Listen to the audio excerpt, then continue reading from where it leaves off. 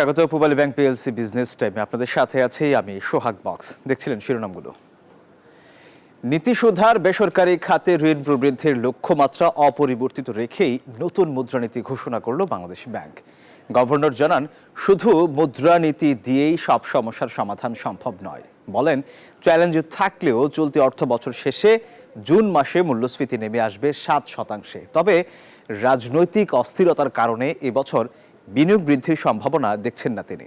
আর পাচারের টাকা ফেরাতে আন্তর্জাতিক সব আইন মেনেই কাজ করার কথা জানিয়েছেন আর্থিক খাতের নিয়ন্ত্রক। বাংলাদেশ ব্যাংকে আসার পরে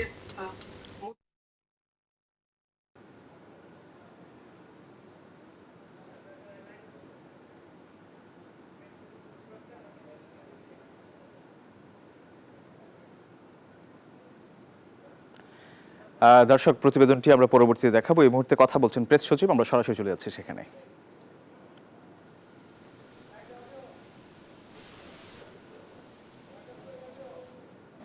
ক্রাইমের তাদেরকেই এই অপারেশন ডেভিল হান্টে আওতায় আনা হচ্ছে, তাদেরকে আইনের আওতায় আনা ব্যাপারে আমরা খুবই সিরিয়াসলি মনিটর করা হচ্ছে। কোনো ধরনের কোনো হিউম্যান রাইটস এর কোনো ভায়োলেশন আমরা চাই না হোক এবং হবেও না। আর বিএনপির তরফ থেকে ইলেকশনের বিষয়ে বলা হয়েছে যাতে তাড়াতাড়ি ইলেকশন হয়। প্রফেসর ইউনূস বলেছেন যে অবশ্যই উনি এই বিষয়ে পুরো কনসেনসাস কমিশনের কাজটাই হবে এই বিষয় নিয়ে তাড়াতাড়ি কাজ করা। এবং এটা আপনারা জানেন, আমরা এর আগে তো দুটো টাইম দিয়েছিলাম। একটা টাইম হচ্ছে এই বছরের ডিসেম্বরের মধ্যে, আর একটা পরের বছর জুনের মধ্যে। এখন এটা নিয়ে সামনে আপনারা আরো এই বিষয়ে আরো কিছু শুনতে পারবেন।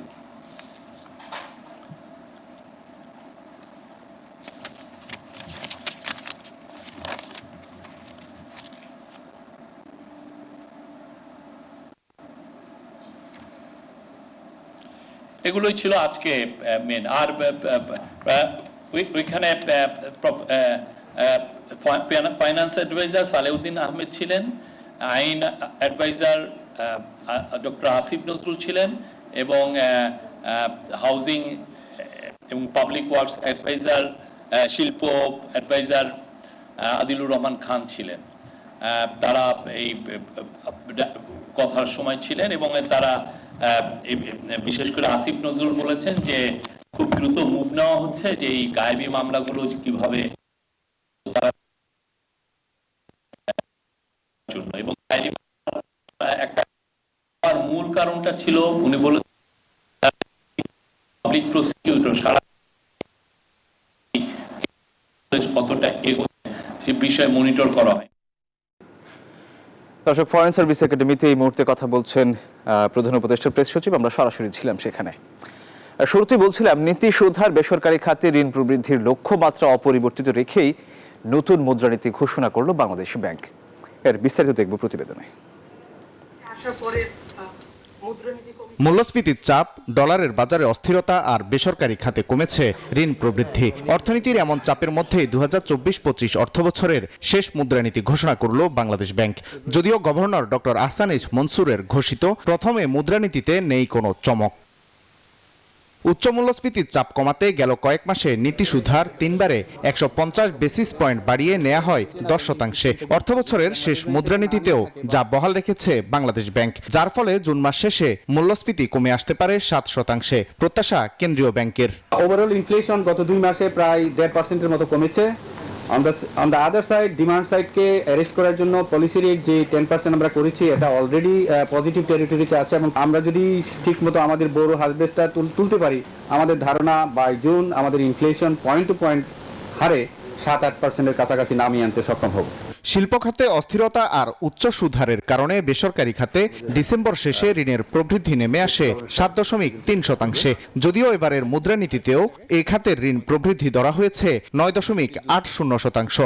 গভর্নর জানালেন, রাজনৈতিক অস্থিরতায় কোনো সুখবর নেই বিনিয়োগের জন্য।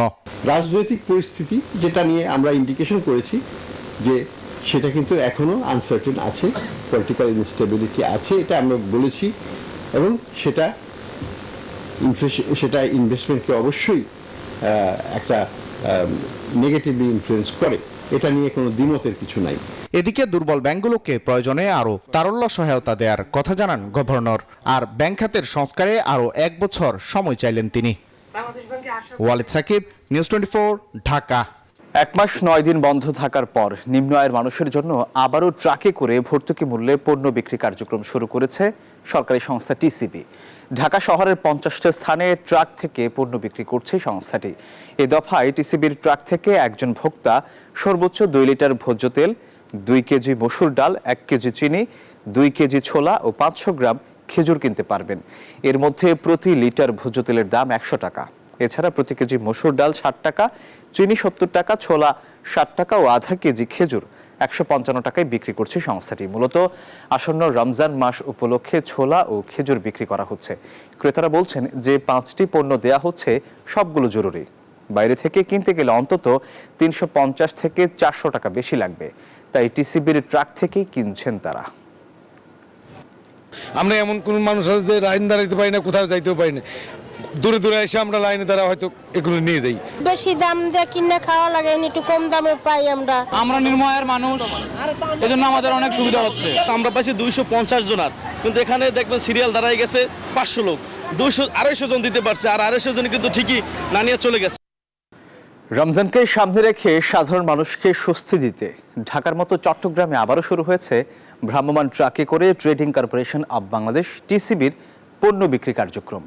প্রথম দিনে নগরের 20টি পয়েন্টে ট্রাকে করে বিক্রি করা হচ্ছে এসব ভোগ্যপণ্য। ভর্তুকি মূল্যে মসুর ডাল, ভোজ্য তেল, চিনি, ছোলা ও খেজুর পেয়ে খুশি ক্রেতারা। রতন দাসের ছবিতে চট্টগ্রাম থেকে নয়ন বড়ুয়া জয়ের রিপোর্টে বিস্তারিত। যেখানে নিত্যপণ্যের উদ্যোগতিতে দিশেহারা চট্টগ্রামের সাধারণ মানুষ, সেখানে সরকারের ভর্তুকি মূল্যে পণ্য বিক্রিতে স্বস্তি ফিরেছে নিম্ন ও মধ্য আয়ের মানুষের। দীর্ঘ 1 মাস 9 দিন টিসিবির পণ্য বিক্রি বন্ধ থাকার পর এবার রমজানকে সামনে রেখে আবারও শুরু হয়েছে পণ্য বিক্রি। বাজারে পণ্যের দাম বেশি, তাই টিসিবির পণ্যের জন্য হাহাকার। দীর্ঘক্ষণ লাইনে দাঁড়িয়ে টিসিবির কম মূল্যের পণ্য পেয়ে খুশি তারা। দোকানে 180 টাকা করে, 90 টাকা করে তেল, আমরা এখানে তেল পাইছি 100 টাকা করে, তো ভালো না? 588 টাকা খেজুর, ডাল, ছোলা, চিনি, তেল। আরও পয়েন্ট বাড়ানোর দাবি টিসিবির সুবিধাভোগীদের। অত সরকার যদি আরো একটু উদ্যোগ নেয়, এভাবে জাম না হয়ে 3 ঘন্টা বসে না থাকতে পারে, মাল নিতে পারে, আমরা খুবই খুশি হব।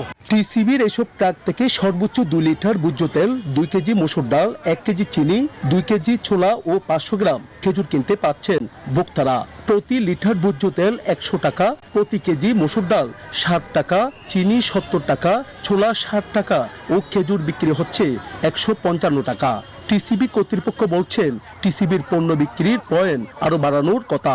আজকে আমরা চট্টগ্রাম মহানগরীতে আজকেই শুরু হলো বিক্রয় কার্যক্রম ট্রাকসেলে। আমাদের আজকে 20টা নগরীর 1 থেকে 20 নম্বর ওয়ার্ডে 20টা পয়েন্টে আমরা টিসিবির পণ্য বিতরণ করতেছি।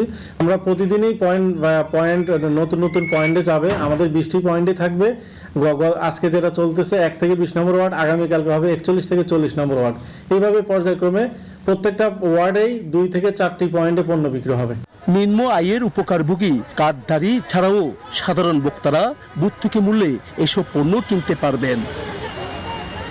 নয়ন বড়ুয়া জয়, নিউজ 24, চট্টগ্রাম। দিনাজপুরে খাদ্য বিভাগের অভিযানে ওএমএস-এর 53 বস্তা চাল ও 17 বস্তা আটা উদ্ধার করা হয়েছে। সহকারী খাদ্য নিয়ন্ত্রক জানান, সোমবার সকালে গোপন সংবাদের ভিত্তিতে শহরের পাটুয়াপাড়া এলাকার বাসিন্দা রানার বাসায় অভিযান পরিচালনা করা হয়। বাসার ভেতরে সরকারি বস্তায় প্যাকেট করা চাল ও আটার মোড়ক পরিবর্তন করে সাধারণ বস্তায় রিফিল করার সময় জব্দ করা হয় এসব খাদ্যপণ্য। এগুলো অন্য বস্তায় ভরে বাজারে বিক্রির জন্য প্রস্তুত করা হচ্ছিল। শেরপুরে মাত্র 3 থেকে 4 টাকা কেজি দরে টমেটো বিক্রি করছেন কৃষকরা। তারা বলছেন, দাম না পেয়ে খেতেই নষ্ট করছেন মনকে মন টমেটো। আবার ন্যায্য মূল্য না পাওয়ায় ঝুড়ি ভর্তি বেগুন নদীতেও ফেলে দিচ্ছেন। এমন প্রেক্ষাপটে সবজি উৎপাদনে উৎসাহ হারিয়ে ফেলছেন অনেকেই। আর সংশ্লিষ্টরা বলছেন, ভরা মৌসুমে বাজারে সবজির সরবরাহ বেশি থাকায় দাম পাচ্ছেন না কৃষকরা।